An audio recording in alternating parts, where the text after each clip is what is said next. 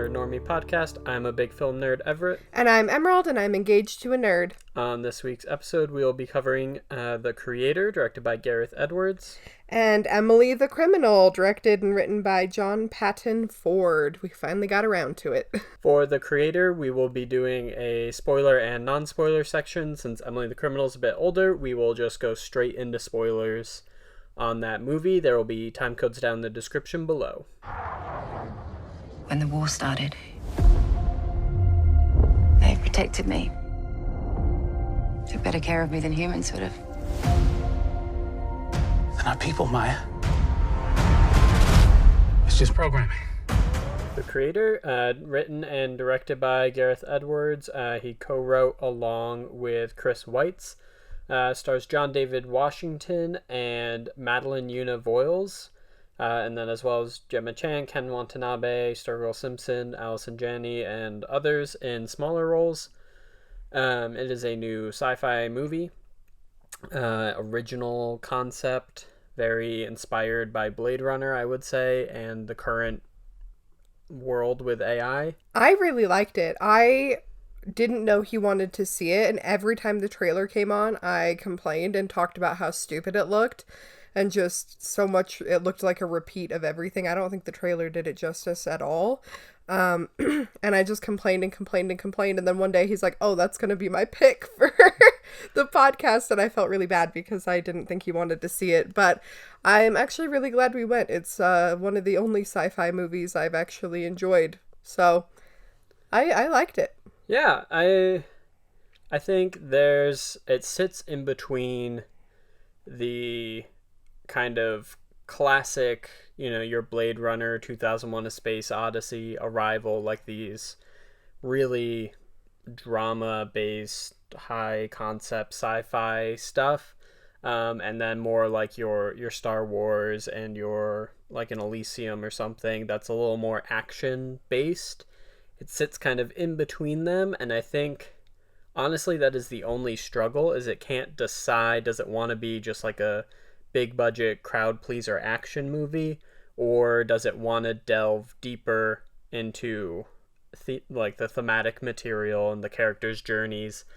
And I think it kind of, like, it's not super long, it's only a little over 2 hours, and yet it kind of dragged. Yeah, I thought we were in there for like 3+ hours. And I think it's partly like the action sequences look nice, but sometimes they lack a little heft to them. There's not a lot of stakes for the character other than don't get shot.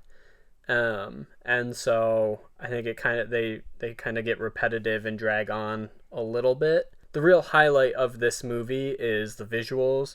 Craig Fraser did the cinematography on this. You'll know him from Dune and The Batman from recent memory. And both of those are phenomenally well shot movies, and this is no exception. It's stunning to look at. Yeah, it's really, really pretty. And like, I don't know if it's CGI or whatever they did for a lot of it, but it looks so good. Yeah, I think they did a really good job. I imagine there was lots of practical effects on set and a lot of reference material on set, so that when they did have to go CGI, they knew what it would look like in those lighting conditions, or they spent the time and the effort to make this look fantastic. I also think it helps. It has a pretty grainy film look. It's pretty, like, kind of gritty and gross at times. Not like gross, but like dirty.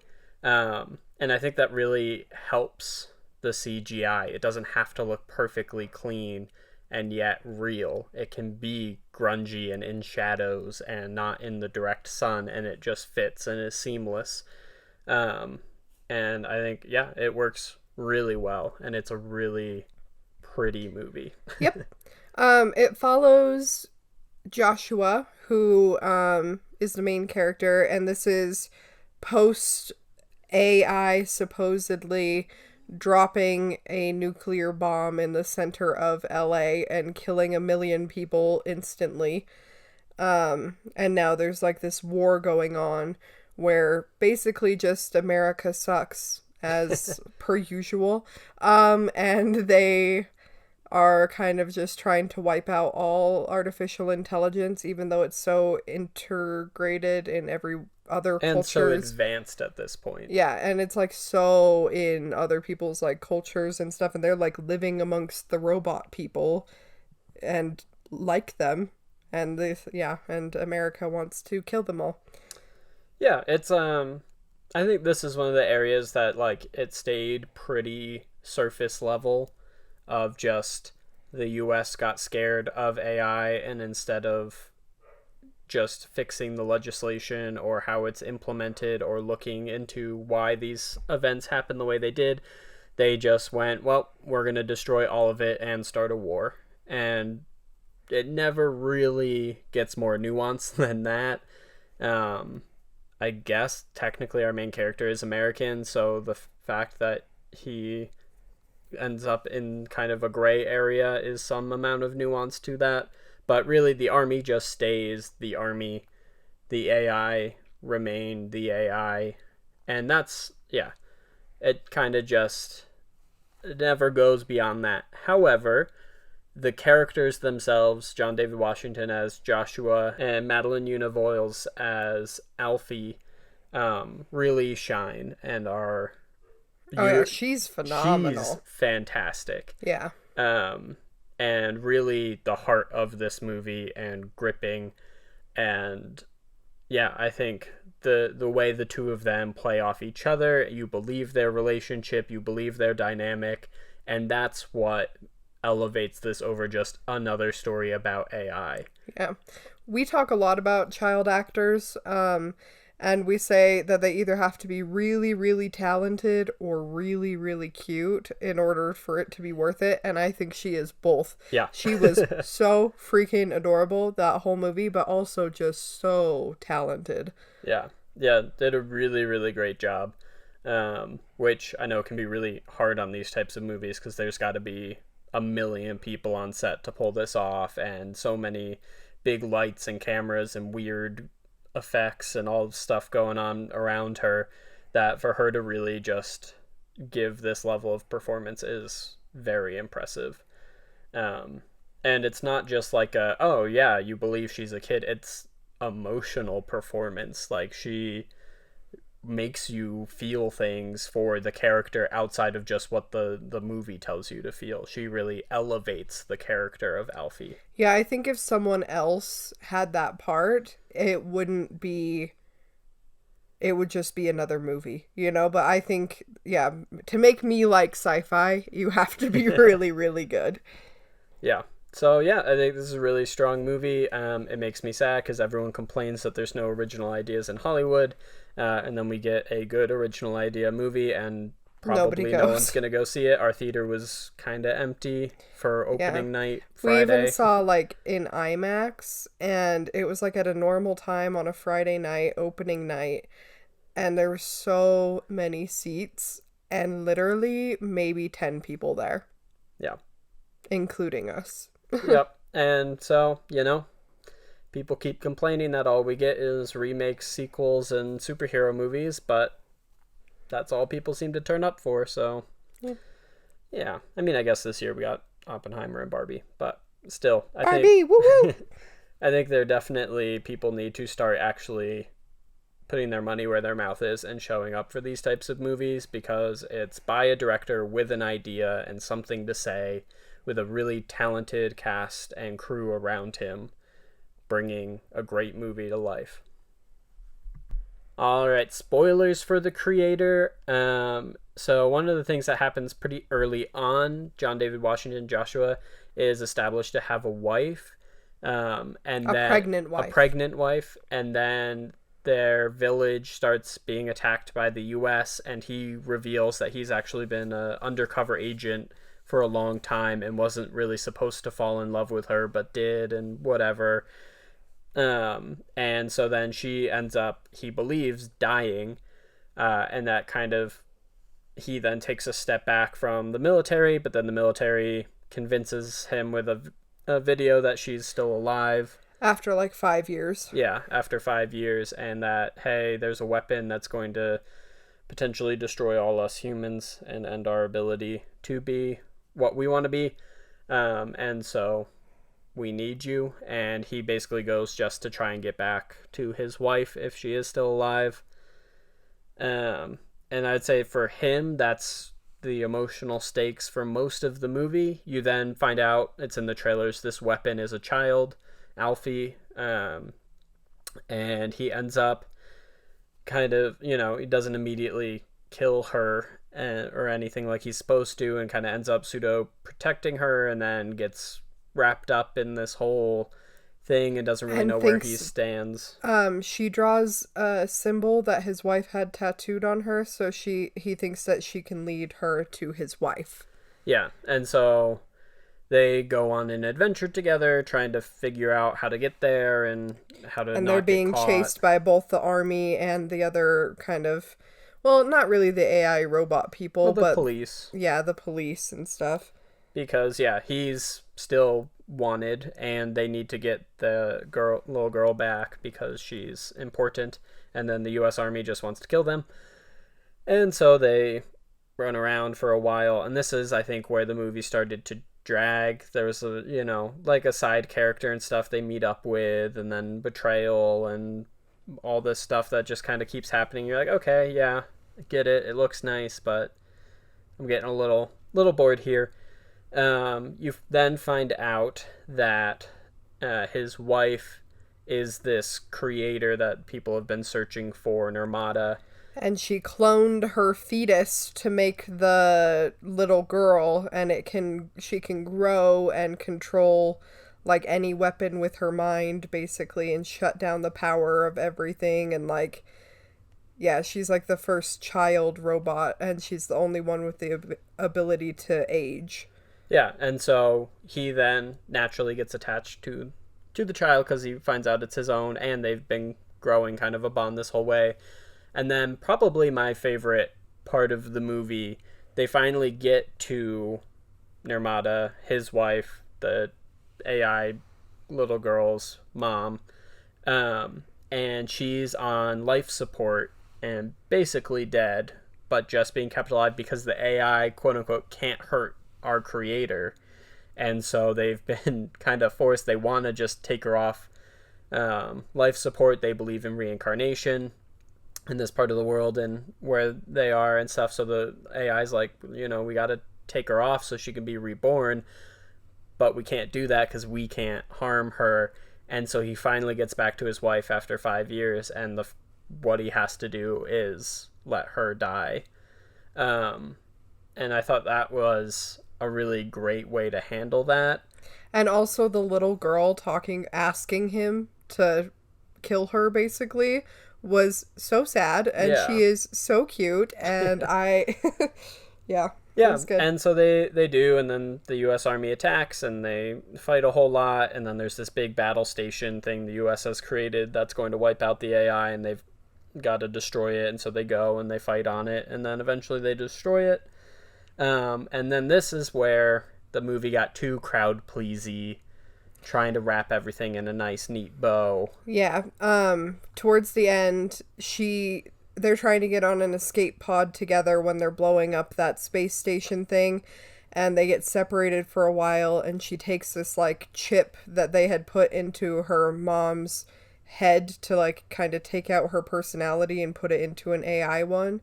And she finds a robot version of her mom and puts it in, but then she doesn't come back to life immediately, so she goes on with, exploding a space station.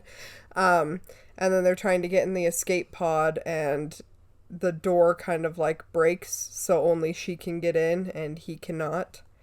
And so they have to say their little tearful goodbye and all that stuff, and it's very, very sad.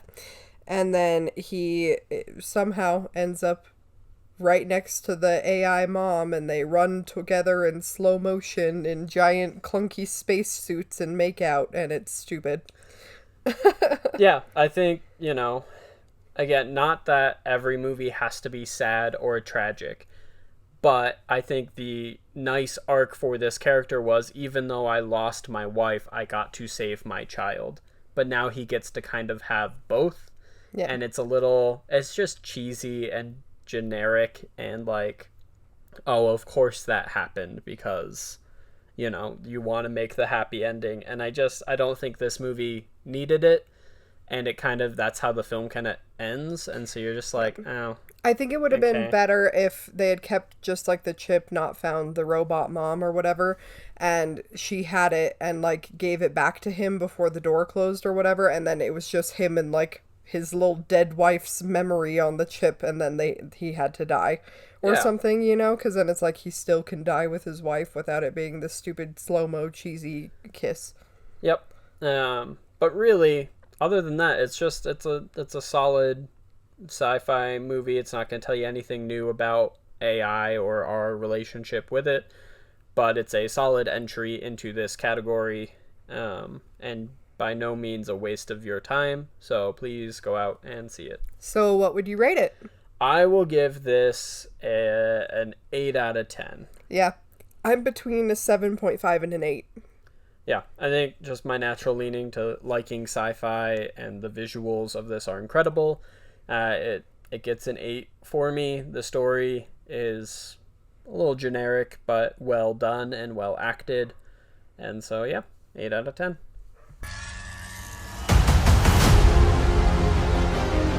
Did you locate the weapon? Yeah, it's just a kid. Are you going to heaven? No. You gotta be a good person to go to heaven. Alright, for my movie this week, I picked Emily the Criminal because it's been sitting on our to-watch list for a really long time, and I didn't want to go anywhere. So we wanted to pick something on streaming. I really love Aubrey Plaza. I've loved her forever, so we were really excited to see this. We saw a lot of people recommend it, and it was fine. Yeah, and we'll be going straight into spoilers for this movie, so if you haven't watched it, hit pause, go watch it, and come back, or be warned, you will be spoiled. Yeah. So this follows Aubrey Plaza. She is an adult woman who lives with roommates, is really struggling to get by. She works a job, I think it's like catering or delivering food or something. And she just needs more money. And then one day her coworker gives her this number to make $200 in an hour, and she goes and she meets Theo Rossi's character Yusef, who tells them they have to do something illegal, and if they do, they will get $200.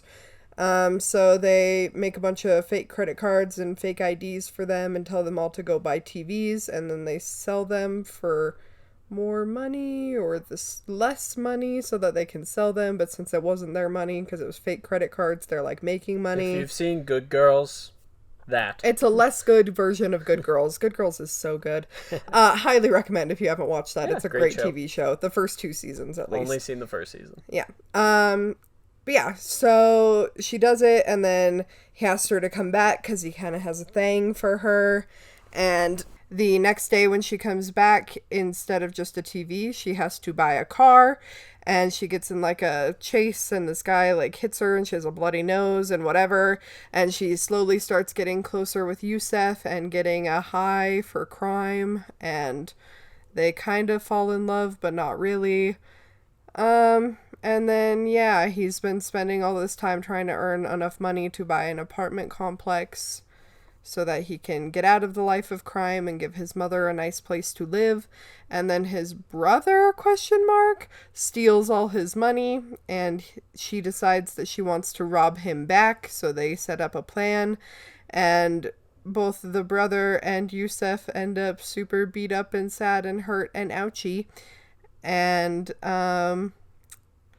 she just leaves him there to die, basically, and runs to, I think, somewhere in South America, and then starts being Yusef and teaching other people to do crime so that she can make money.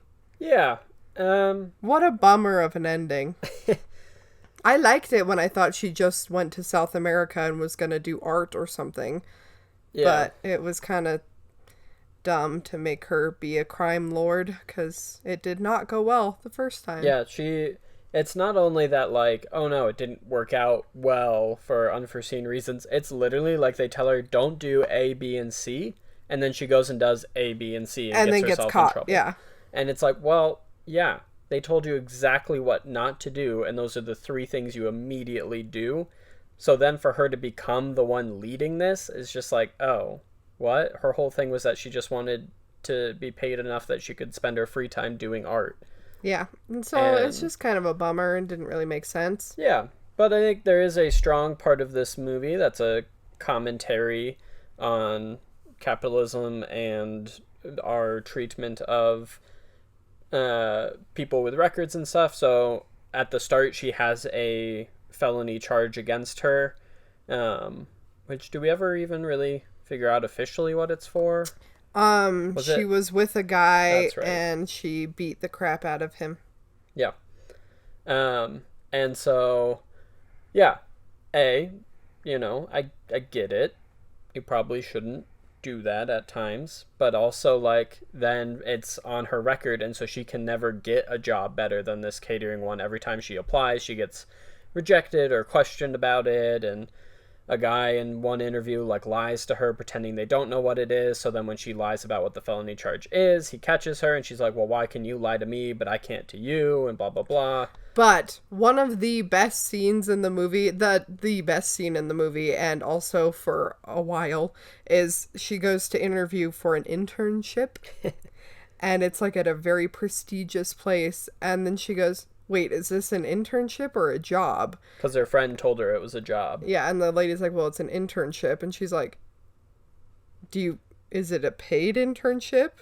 And she's like, no. And she just like starts basically yelling at her for being like, why would you ask people to work for you for free? Which is so true. We were just talking about how internships are so stupid. And yeah, I loved that scene in particular, but the rest of the movie is fine. Yeah, and like when they're doing that argument, the lady who's hiring her is like, well, when I started, I was the only woman doing this, and now look, and she's like, yeah, but it was your job, you got paid. And she's like, yeah, well, you now get a chance to do this, and she's like, yeah, but when you did it, you got paid. Yeah. And just keeps reiterating, like, you're asking me to be your secretary and do your job, and like, but not get paid. And the lady's, well, it's just a secretary position or whatever. And she's like, yeah, secretaries get paid. Yeah, and it's like, she's like, well, this is such like a coveted position, everyone wants this, I would be doing you a favor. And she's like, no, you're not.